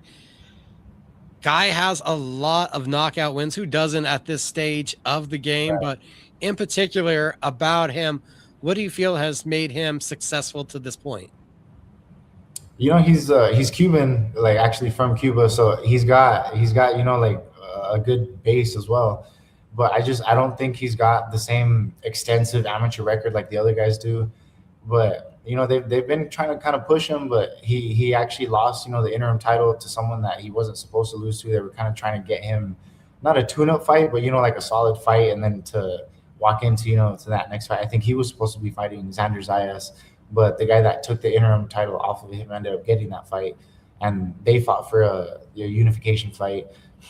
And it's just I just don't see the why they were pushing him the way they were, and I still see flaws in his game. When he lost that fight, I saw a lot of things that I could personally take advantage of. And even in his comeback fight, he had a comeback fight tune-up against a 147 pounder that they brought up to 154 to try to make him look good. But I feel like in even that fight, like I feel like I see fear in him, like when he's in there, because he did not look sharp against that guy, and that was a 147 pounder who I can also say kind of looked kind of scared, because he was out of his weight class against, like you said, in there with someone with so many knockouts. But when I'm in there, I've proven I've been in there with the best in the division, and there's never a moment where I even look scared.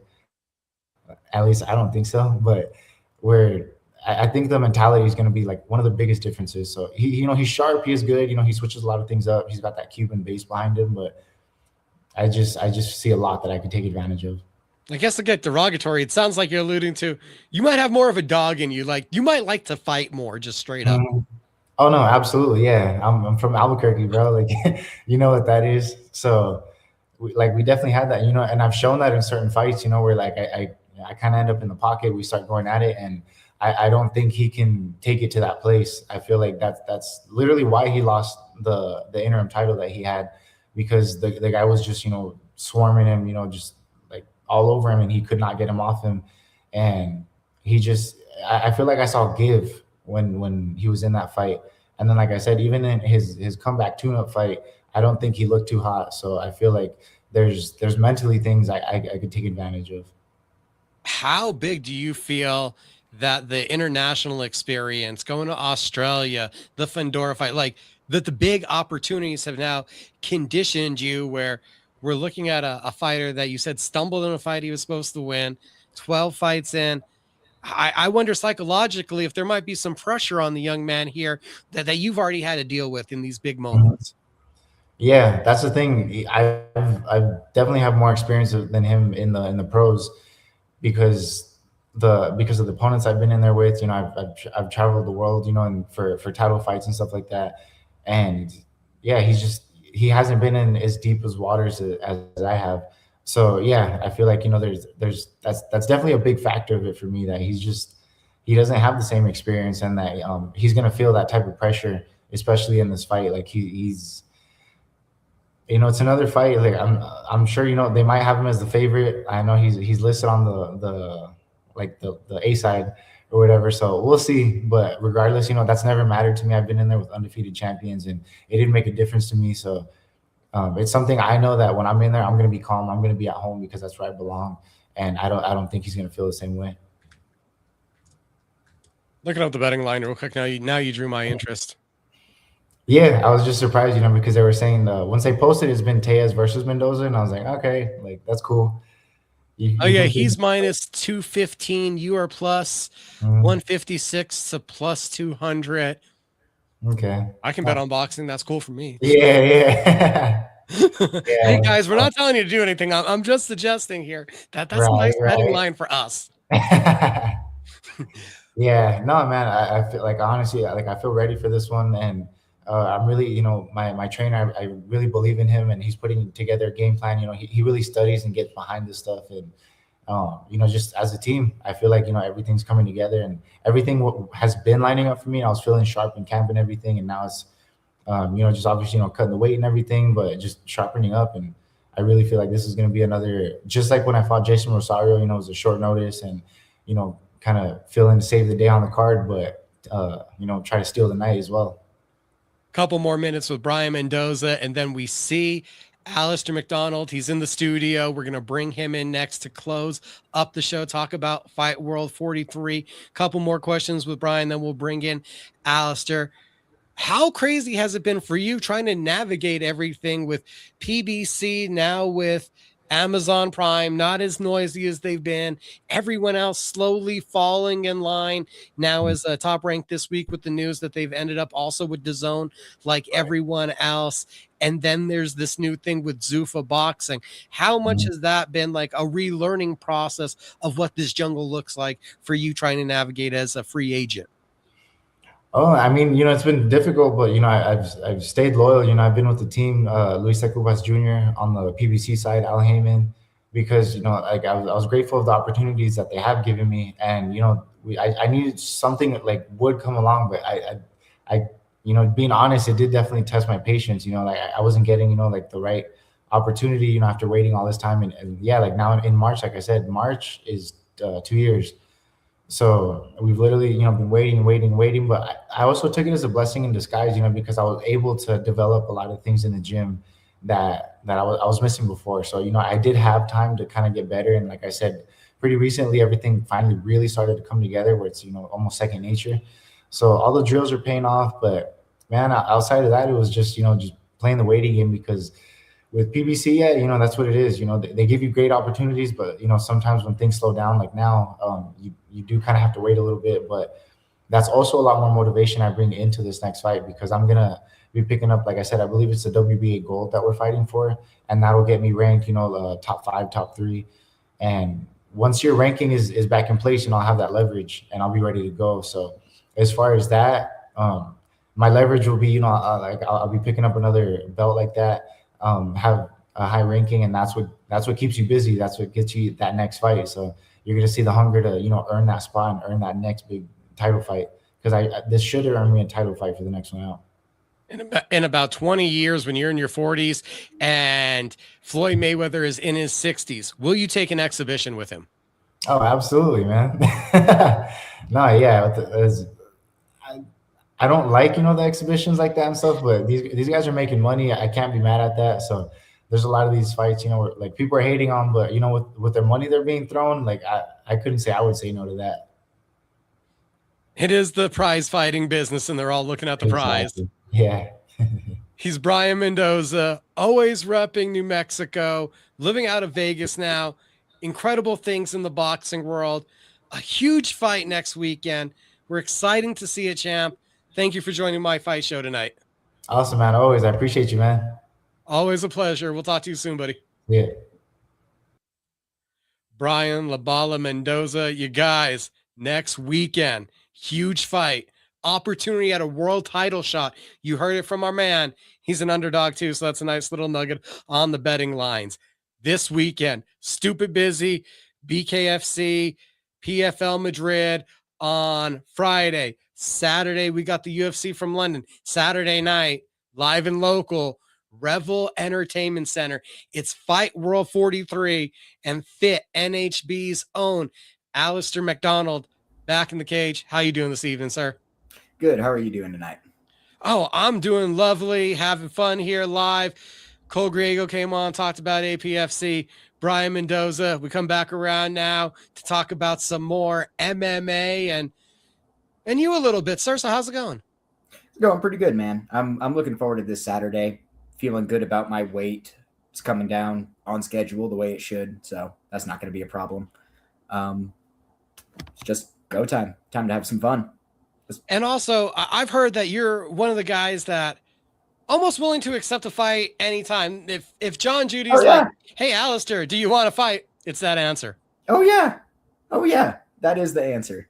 That's the beauty of being an amateur, as I'm still an amateur. You just kind of get to fight for the sake of fighting. There's not really a concern of, is this a good matchup? Is this the best matchup possible? No, man, just sign the contract, fight, put on a show. It's not a bad mindset to have that some dudes, they care about the records. They almost protect it too much. That some guys, they idolize titles, but I gotta honestly say, I do find that there's a beauty in that freeness that you have, because I do kind of personally believe the minute you turn pro, all this goes away. Yeah. And amateurs is the time to get a bunch of experience. The way to get a bunch of experience is just to accept fights over and over. Like when I go pro, my attitude is probably going to change a little bit, but right now I'm going to indulge and I'm going to fight. You obviously have this exuberance, this excitement about martial arts. Like, what kindled this fire? I just grew up doing martial arts and karate since I was like a little kid, and it stuck with me. Just decided I needed to start doing something more difficult, and then more difficult, and then more difficult. And we wound up at MMA eventually.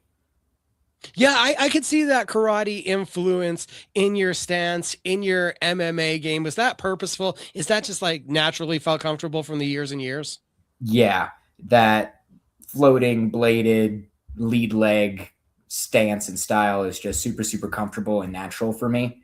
Although just MMA being MMA, I've had to add and incorporate and change a lot of stuff just to be a more well-rounded fighter. How much coming in knowing that, and we're all students of the game, watching it growing up, now evolving, how much were you aware then with that style of leg kicks coming at you? Could you say that again? Leg kicks coming at you. Oh, leg kicks coming at you? Yeah. Big thing, just making sure that shin's in the right place, ready to check, get it out of the way. And now they're not really a big concern for me. A lot of fights, people have tried to throw leg kicks on me and regretted it. That unique traditional martial arts style. There's not a lot of guys that go into the gym. A lot more of the MMA crowd comes from the wrestling realm. And then there's just a lot of people that kind of pick it up watching it. Do you feel like that traditional kind of karate background is a little bit unique? Yeah, I think it does give me a little bit different sense of timing and distance than a lot of my competition and teammates. But at the same time, that wrestling base is really, really hard to beat, man. Like, it's solid. How much have then you indulged in? What has that been like going from the farthest away we could get from wrestling, floaty, traditional, it's pretty, it's technique based, to the grit and the grind of what you guys start practice with every day at Fit? It really is a stark contrast. And I've just had to really just accept that difference. And there's going to be a lot of times in MMA in the ring where I'm going to have to do stuff that I wouldn't choose to do. You know what I mean? Like, I like to strike. I like to punch people. I like to kick people. There are a lot of times where I've been forced into a grappling situation. Okay, I accept this. I'm going to have to deal with this. And then we move on back to whatever I want to be doing. How then do you start to build what you want your philosophy to look like as a fighter? Ooh, well, you know, that I've kind of put a bunch of thought in throughout the years, and my answer changes fairly often. So I'm really hesitant to say anything because it'll change again in a couple of years. But okay, well, what is it like today? What's some of the bases of what your principles are right now? Like you said, it's flowing, it's ever changing. Yeah, right now, really just constant motion is the big thing for me. Just constant motion. That's what I'm really focusing on. Just as my own development as a fighter is just constantly moving, whether I'm on the feet or on the ground, minimizing any pauses and lulls. Are there any examples of guys that you've been watching that you're like thinking this is the kind of footwork or this is how I want it to keep the motion, to keep the rhythm going that you study on? Honestly, a lot of my teammates at Fit, I try and emulate a lot, like Ty Miller, the Gutierrez brothers. You know, I got a lot of good examples right next to me to follow. And they do a lot of things that I need to do more of too, like the movement, distance management. All those guys are really good at that. And it's an interesting additive to your game, the foundation of your team, because when we bring up the tradition, the mold of a Fit NHB fighter, from Tim Means and Carlos Condit and Donald Sanchez to Tim Sosa, all the guys that we start to name, we think about the boxing. Sherwin Price probably would be the other guy that also encompasses that flowy, more kick-heavy style that we see you utilizing. But it's an interesting marriage to then bring their boxing philosophy into how your movement in karate already is. Yeah. A lot of those guys use some pretty good like lateral movement. Karate's a lot more forward and back, but cutting angles is something I also enjoy a lot. I find comfortable doing. I just need to do more of it. Period, point blank. Is it just a part of the repetition, or so far still are you getting having too much fun in the fights, almost like, oh yeah, look back, I should do this, but was so much fun in the moment. I'm comfortable trying to time people. I'm comfortable hanging out right there trying to time people. And it would be better to use that timing to get off on an angle instead of just counter. So how much of your approach now with being able to take so many fights, I feel that's beneficial also because you're getting to work on a lot of these problems in real time, because sparring with the same guys, you're going to get some of the same looks. And now you're able to force these looks with guys that are trying to make you uncomfortable. Yeah. And just having that slightly different look of styles, body types, just it's going to look different being a different person. It's going to feel different against a different person. Has both made it easier and more challenging in some ways. Because when you work with the same person over and over and over, you both kind of know what to expect. With your opponent, neither of you have met before, neither of you have sparred before. So it's almost easier to do what you want and harder at the same time. At what point, when you're matriculating through this martial arts system and you're growing up and you're going from one to another and it's evolving, does it ever strike you, or was it in MMA when you're like, I want to do this, I want to fight, and I want to continue to really pursue this, like that it's become a deeper passion to where every day and you're taking this many fights, that's a deeper commitment than just, oh, I like going on at night after work? Am I allowed to swear on your? Yeah, we on YouTube and Facebook. Who cares? I kind of had a realization in like, I think it was the end of high school, maybe beginning of college. I was like, oh man, this is going to be my like 5th, 6th amateur boxing match. Shit, I guess this is my life now. Like, I guess. Like you have a certain number of fights and you're just going to like, shit, I guess I'm doing this. So it took like 5, 6 amateur boxing matches before you were like, well, I guess I'm committed enough to this. Yeah, I guess I'm kind of here now for the long haul, aren't I? And now here I am with, I think this is going to be my 10th amateur MMA fight. So yeah, I'm looking at least 8, and who knows if there's some that aren't recorded. And you know, the Tapology website at not super accurate all the time, but whatever it says is probably as close to accurate as I remember. So who cares? What has been so far the most fun experience out of these 8 to 10 fights?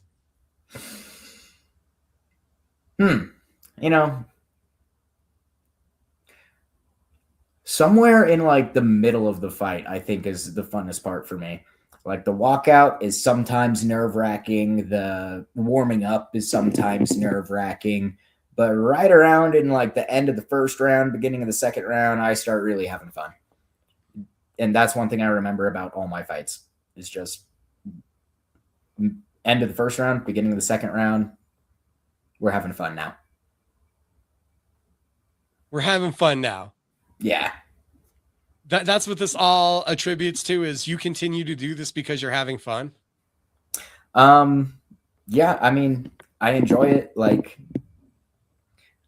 it really does just give me like a really, really good sense of commitment, discipline. Like I feel good about fighting. Fighting makes me feel good, man. And just the act of fighting in a ring too is fun to me. I know that's crazy to a lot of people, but the act of fighting is fun. I'm not necessarily like a violent or hateful or spiteful person, but the act of fighting is fun, bro. Did you get that feeling in that first boxing match, or was this something that kind of matured? Because growing up doing the karate, it's not as physical as getting into the straight boxing match. No, it's not, but like still along the same lines, like the act of doing karate and point karate and then amateur boxing and wrestling, the act of fighting is still fun, even though the intensity is not at all the same. If that makes sense. At this point, with where you're going, do you even put goals on it, or do you just still think of it as adding more tools and more experiences as you're going through, and we'll start to look at goals when it becomes like pro and it becomes more serious?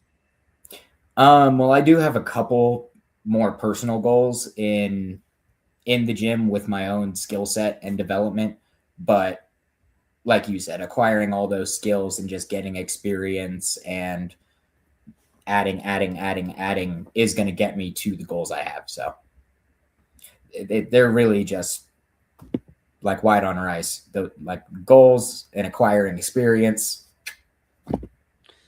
Saturday night, we're sure you're going to have fun.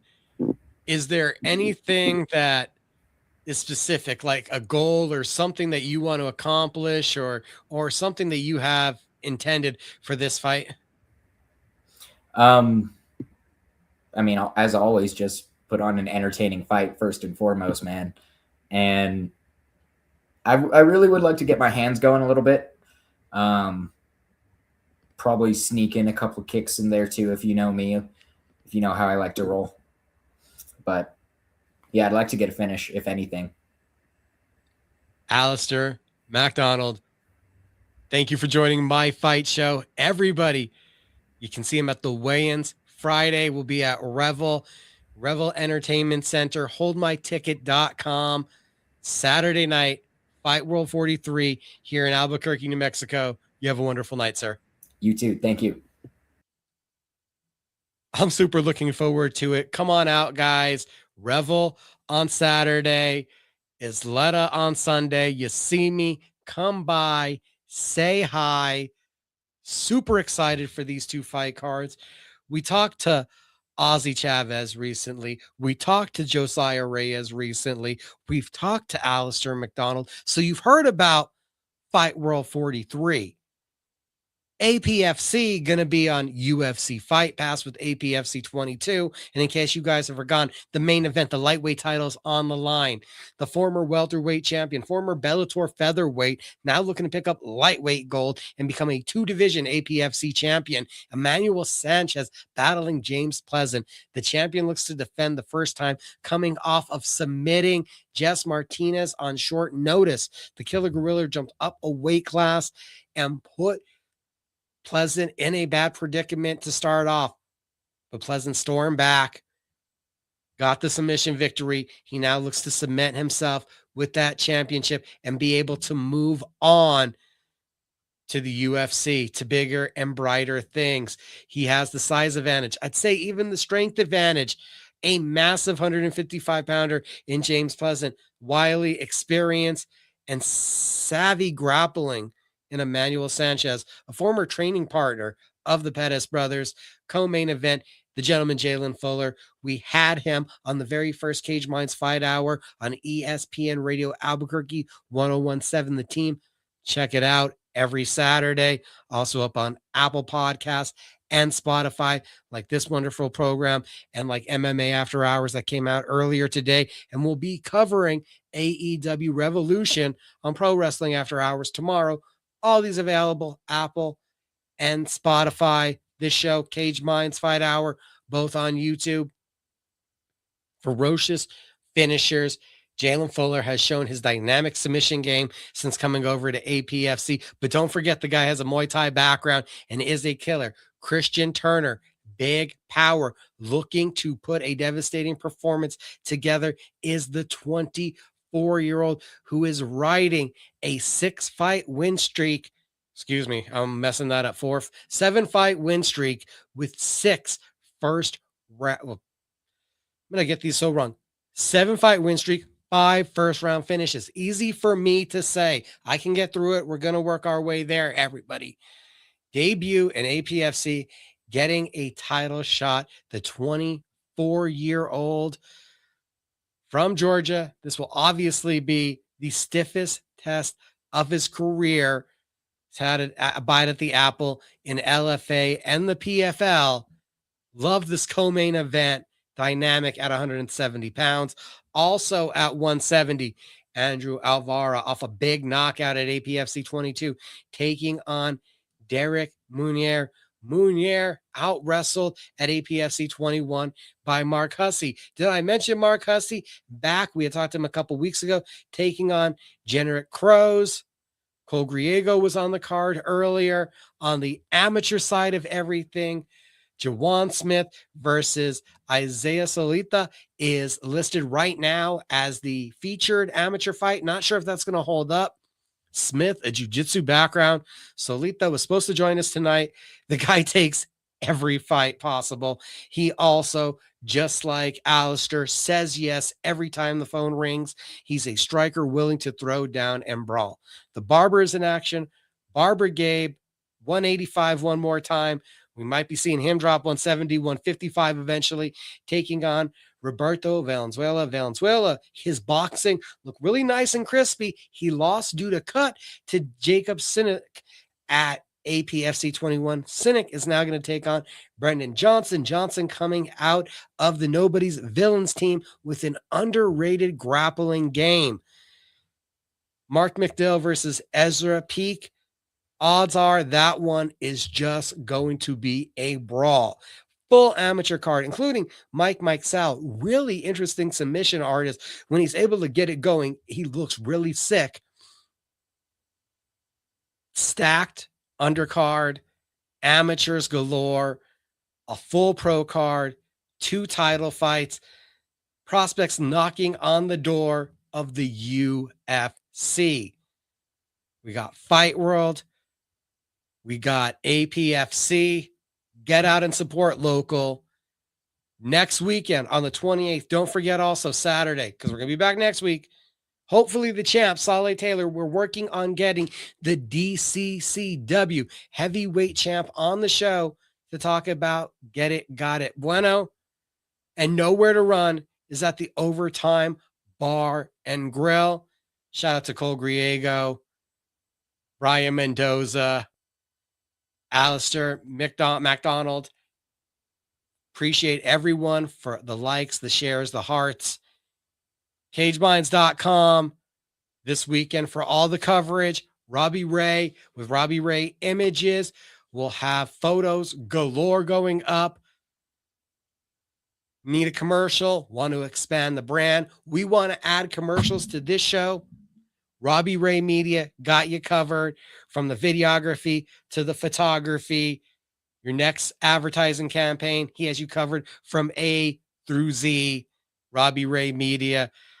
Barbers Are Us for the beard balm. You find it at barbergabefade.net. That's where you book your appointments to get on into the barbershop at 100 Coors Boulevard, Northwest, Suite 107. You book so you don't got to wait. Believe me, great shop, big lines, quality work. Get on in there so you look good because you're going to get out this weekend and next weekend to support the local combat sports and entertainment. Enjoy the entertainment. Keep fighting. CageMinds.com. Appreciate every view. Y'all have a good night.